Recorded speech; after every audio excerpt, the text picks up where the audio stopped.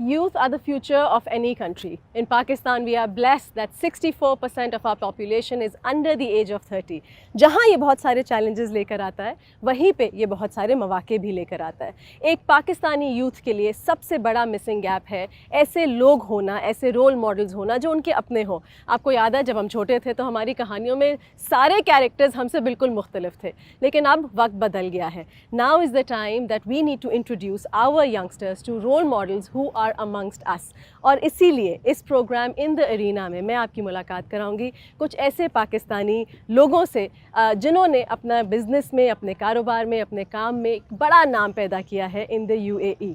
ऐसी ही एक शख्सियत से आज आपकी मुलाकात कराएंगे. I am going to introduce the CEO and owner of Jones the grocer today, Yunib Siddiqui.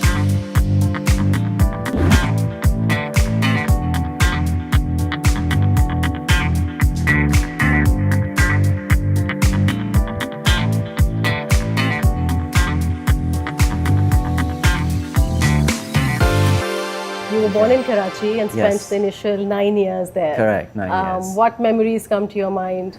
I remember the school, you know, I had a lot of friends. We lived in an area of Karachi called PCHS. Right. A small road called Harley Road. And we had a beautiful, small but nice house. A lot of friends in the mohalla. So it was a really nice, play cricket on the street. Yeah. You know, it was just a nice memory. Yeah, you and your Yeah. My sister still lives in Karachi. Oh, she does? Yeah. Well, she moved back from Canada, so Okay. she went to Canada then moved back. But yeah, she's in Karachi. Were you the elder one? Yeah. You were the elder one. How was the boarding school experience? You were what, 13? एक 13 साल के नौजवान को Yeah, I mean, look, वो भी अकेलौता बेटा off to the boarding school. Honestly speaking, I trying to think. I used to keep a diary, so I did actually look at my diary. Yeah. You know, I never put any things in there that implied that I was afraid or didn't. Okay. So it seemed like even my memories, the written ones and the spoken one, or the ones that are in my head, are all very positive. Right. Yeah, there was this element that there was only 5 colored guys Okay. in my year, in the whole year, in the whole school, Wow. like 400 kids. Yeah. So, it just didn't occur to me at the time as a challenge. And the school were very accommodating. You know, my parents gave them a letter that, oh, he doesn't eat pork and he doesn't go to church. So I didn't have to do all those things. Right. But funnily enough, in the end, I ended up going to church because it was so much fun. And you know. Excellent. And then, so London was home then? Yes, I went to school in Devon, which Right. is the one of the southwest corner of England. And I was there 5 years. And then after that, I went to London School of Economics. Right. I did international trade and development there. Around the second set of exams, I didn't pass auditing, which was... You did not pass auditing? I was doing auditing, but I didn't pass auditing. So I had to redo the exams. Right. In fact, that year, the whole syllabus changed. Okay. So I had to do a completely new syllabus. It wasn't just a normal reset. Okay. And I got my residency around that time in England. Okay. And I had this business idea that I'd got from visiting Nairobi, going out with my current wife, who I met first year at university. Right. First year, first week. I'm saying that was quick. First year, First week, yeah. I was quick off the mark, yeah. And so my mother got cancer and she was in Canada, so she was Okay. being treated. And she sort of recovered after the treatment, and I'd taken some sabbatical. Okay. And this was the time I'd failed the exam. So my partner had said, listen, take a sabbatical, go see your mother, a senior partner at work. And then after that, make your mind up what you want to do. Because I was still debating whether I wanted to do the accounting Right. thing. And after my mother recovered, I left Montreal and went to Kenya. Okay. Because her family originally is from Kenya. Ah. And so I spent time there, and I had this idea that I should be doing something completely different, which was selling handicrafts and carvings and all these things that people sell in Nairobi. So I came back and I bought a container load, Wow. and I told my partner that yes, I'm going to take another year off work. What makes one take a risk and a decision like that so swiftly? I don't know if it was swift. Now, in recollection, it sounds so. No, it was swift. Yeah. I think the good thing about being young is, at least in my case, was that I didn't think I didn't have this inner voice telling me don't do this, don't do that. Yeah. My inner voice got much worse now as I've got older. Okay, so that's how it started, and you started with homeware and all these handicrafts. Yeah, So that's right. handicrafts Yeah, and then homeware. we set up. Well, I set up this business. We had a wholesale catalog. Right. Photographed all the products, put it into a brochure, went to all the trade shows, and then we had a warehouse, and we supplied all the shops in London, Selfridges, Harrods. Yeah. The business grew. In fact, my first large order was from Harrods, and then the business sort of grew from there. How did the switch to a completely different industry, from homeware to food and beverage? How did this happen? Yeah, I mean, look, again, it was one of those things where everything in life reaches its cycle. The business did really well for about 16, 17 years. Right. And then I'd say mid to late 90s, China came along, resin molding products. So we were selling handmade, statues from Zimbabwe, from South Africa, wooden things that were hand carved. And we get the Chinese guys show up at our exhibition stand at Birmingham and take something, say, oh, can we take a sample? And we were naive, we'd give them the sample. No, and they resin mold them exactly. in China, and they'd sell them for like 20 cents, 30 cents. Did you actually decide this is it and then jump into food and beverage? Or Yeah, I mean, there was a decline. So we were quite a large business with high margin, Okay. and it started becoming increasingly lower revenue business, but high margin. Okay. Which meant that the end absolute profit amount, was decreasing, Yeah. even though the margin was decent. Right. And so we actually, in the end, I sold off a part of the business. I didn't actually close it 100%. My wife was left in charge of closing it. And I had at that time been going to Vietnam for this other business that I had selling directly to the US. Okay. And I'd stopped in Singapore and I'd seen or heard about Jones opening. And then I got on the plane and I saw it in a magazine called Wallpaper, like a 2-page thing. And I thought, this is fortuitous. This is it. ये तो It's करना meant है, to be. करना है, yeah. And so I got back to London and I then started calling all the stores in Australia for Jones at the time and left voicemail messages everywhere saying, get in touch with me, I'm really interested in opening a store. And the guy eventually sent me a message back or called me back. And we met in Singapore like 3 weeks later. Right. 2 of my friends, both of them worked at Abraj at the time. Okay. And both of them were at LSE with me. One of them was. The other one I knew from London. Okay. And they both convinced me, you need, Dubai mein karna hai, it's the best place. Forget about UK. Khatam ho raha hai udhar, idhar aa jao, So there was that kind of a conversation. We'll fund it, we'll help you, we'll put money in. So I kind of fell for it, So did you open the London cafe? No, so I got back and wow. I started discussions with my wife, who told me, are you expletive crazy? Yeah. Seen enough the with kids you. are like at school and they're like, great place, we've got them in here and they're happy, we have a nice home.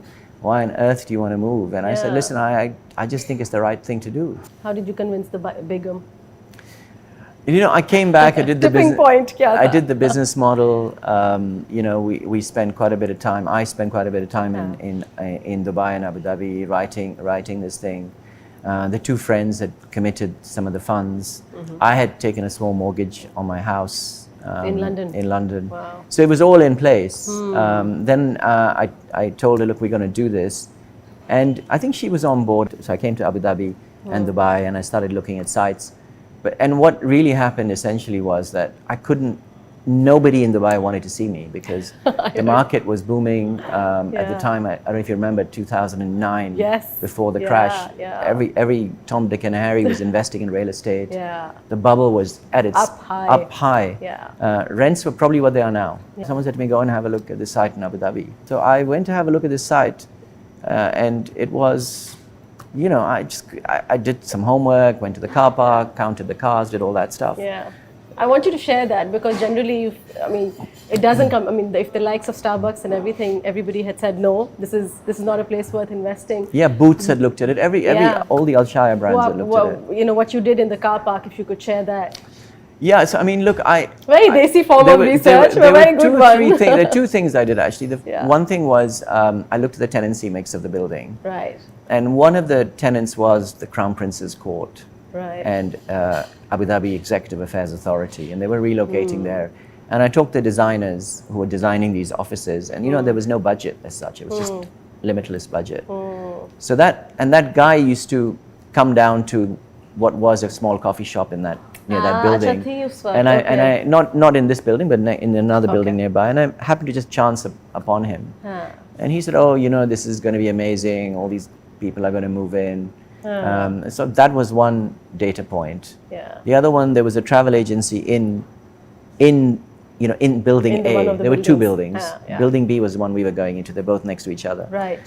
And in building A on the ground floor, there was a travel agent inside the building. So you couldn't get to it unless you went through security. Okay. And he said to me, when I asked him, how many economy tickets you issue? He said, none. I said, how many business class tickets? He says, yeah, 50%. So what about the rest at first class? So I knew straight away that, this is all gonna be a good spot. people who will spend money. Yeah.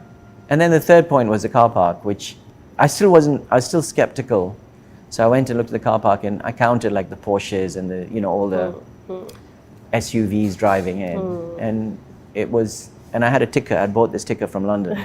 And I was counting, every day I'd clocked them on a spreadsheet. Really? It's How just many 2 days days, did you 2 do days, it? 2 Okay, days 2 in the days, car. okay, Well, yeah. once, it was the beginning of the week and the end of the week. Right. And it was clear that all the models were like expensive, cars. Wow. And so I said, this has to be the spot. Yeah. And so I signed the lease, paid a deposit from the first drawdown that we all put into the company. But the day the other two found out that it was Abu Dhabi, they both pulled out. No. Yeah, they said Abu Dhabi isn't sexy.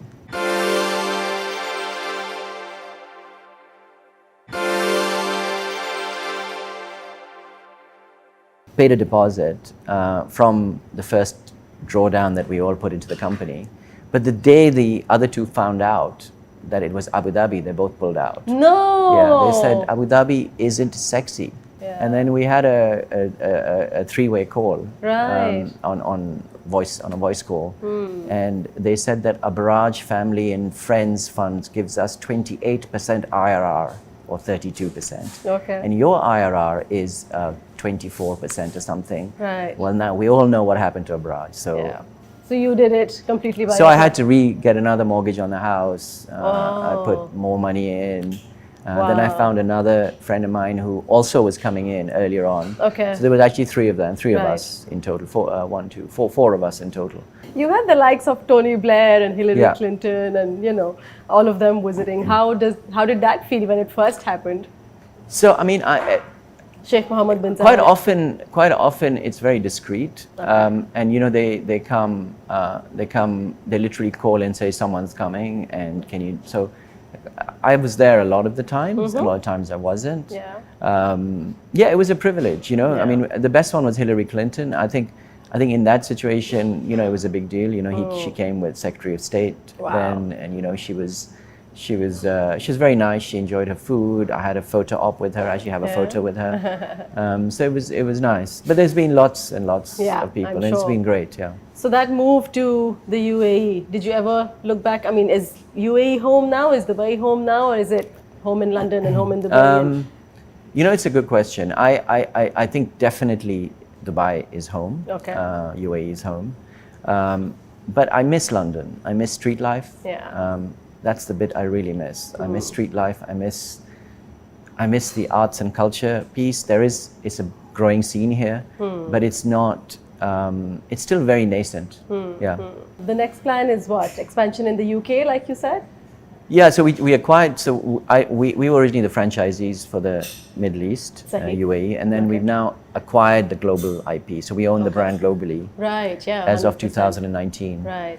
So, and then of course COVID came along. So we But had I have to 2 talk years. about that because I read somewhere that in the first 60 days you were up to about 60% of the revenue. First 60 days of lockdown, you managed 60%. At the end, within 60 days. Within yes, 60 days, you managed to get the 60% of the revenue. How did that happen? Because COVID was, we all saw it was worst time for tourism, worst time for food and beverage. How did you manage that? The main thing is that the model we have is very flexible. Like we are a retail business as well as a restaurant business. So while the restaurant business eventually became a delivery business, we could also deliver groceries. So the two together, and with most businesses during COVID, particularly grocery businesses, grocery delivery went through the roof. Yeah. And like all those businesses, we also benefit from that bump. So we were quite slow online before. We quickly sat around and tried to get all our groceries. The barcodes came. Came. Groceries went on all the channels. InstaShop and amazing online. How much a crisis can really put and you in we really did a lot of work on it. And so the retail sales from being quite a small percentage of revenue, well, it's still largish percentage, became a much larger percentage. The only challenge with that was that obviously retail has lower margins. So if you're selling restaurant menu business declines and retail takes over, your margin mix changes, which results in other challenges because your business is now geared for that lower margin mix. So COVID had all these crazy challenges which we had to deal with. Are you back on track now? Yeah, I think so. I think Abu Dhabi is still behind. We're still behind in Abu Dhabi, but Dubai is pretty much back on stream. Yes. Right. Anybody who's watching this and thinks this is the time to enter, what would be your advice to them? I think you need a really good concept. There are too many restaurants, and I don't just mean this in Dubai. Generally, around the world, everywhere you go, everybody's selling food from a kitchen. Differentiating yourself. I also think the days of chain restaurants like the likes of Carluccio's that have disappeared, are very difficult. And I'm including us in this. You need to be really different. You need to be unusual. You need to drive a lot of food development. You need to be many things. You can't just be a mono revenue stream. So in our case, for example, we sell cheese, we sell groceries, we sell meat, we sell all kinds of different things. And we also sell those ingredients via the menu because the menu uses some of those ingredients to cook with. Right. So you have to be intelligent. You can't just have any old food concept anymore. Right. The startup scene in Pakistan, I don't know how closely have you been watching it, but it's just been expanding even during the crisis of COVID. What would be your advice to anybody who's ready to kick that off, just like you did back in the day? Try and figure out what exactly is your USP. Where's your difference compared to the other people? And then how you can monetize that in terms of IP. Because the bit that even I overlooked when I was, younger is, where is the intellectual property? Where is the USP? And how can I monetize it later down the line? Because your business has two elements to it. One is the trading part and one is the intellectual property part. Right. Even though they're both linked, you could monetize one separately to the other.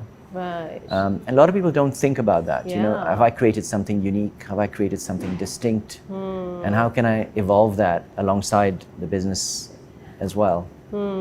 That's an interesting one. I think you're right. That can get missed out quite a lot. I was listening to one of your interviews and you said, I rolled up my sleeves and I'd go serve the customers and I'd put the shutters down. I did that. How important is that for like an entrepreneur?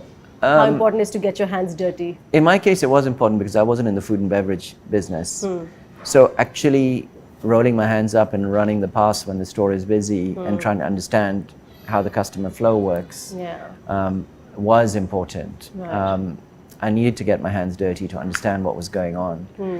And concurrently, because we're a food service business serving customers, important customers in that first location, it was important for me to be visible and to a degree be a face of that business.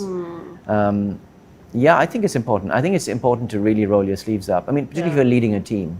Right. And you can't be a detached boss, I think. Yeah. Not in this business, at least. Not in this business, You've mentioned service and you've mentioned working with the team, but you do give a bigger score to the quality of your food in comparison to the quality of your service. What's with that? खाना ज़्यादा अच्छा होना ज़रूरी है, service जैसी भी हो या No, I think mediocre खाना और बेहतरीन No, I mediocre think- service बेहतरीन खाना according to you चल सकता है. ऐसी बात नहीं. No, Right. the point is it's around skill set. Right. Kitchen is trained like military. Yeah.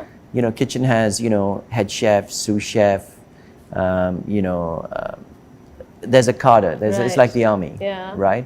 And if they follow through that training program, they go up from being a dishwasher up to sous chef, and then they go up to, you know, head chef.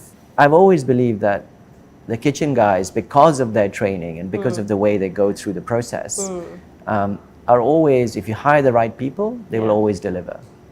And one of the challenges we had is when we first set up this business, we brought in staff from, because the local market was very small, you know, when we opened. So we Right. brought staff from South Africa, from Romania, from all over to fill in our stores. Wow. And we paid them much higher than anybody else course, when we yeah. opened. But within 9 months, they all moved on to Zuma and Petit Maison. And I'd sometimes go to Zuma for lunch, and they'd say, "Hi, Mr. Yunib." And I'd see like 9 of my staff in there running, Was there poaching going on? Yeah, or, because they'd interview them in my Yeah. store and take them away. It was a nice ambience. Yeah, and good spot for interviews. you know, in this sort of mid sector, Yeah. it's very, very difficult to retain good staff Right. and retain talent. How do you maintain consistency across so many stores, considering there's a franchisee model also, now it's in different regions? How do you maintain that same standard of food and service and everything else? So it's a good question. A lot of people ignore, you know, this part of the business. There's a lot of work behind the scenes developing standard operating system. Yeah. Every recipe is documented. Wow. Everything is photographed. Every step is photographed. When a business grows that much, it must take a toll on the family life. How was it for you?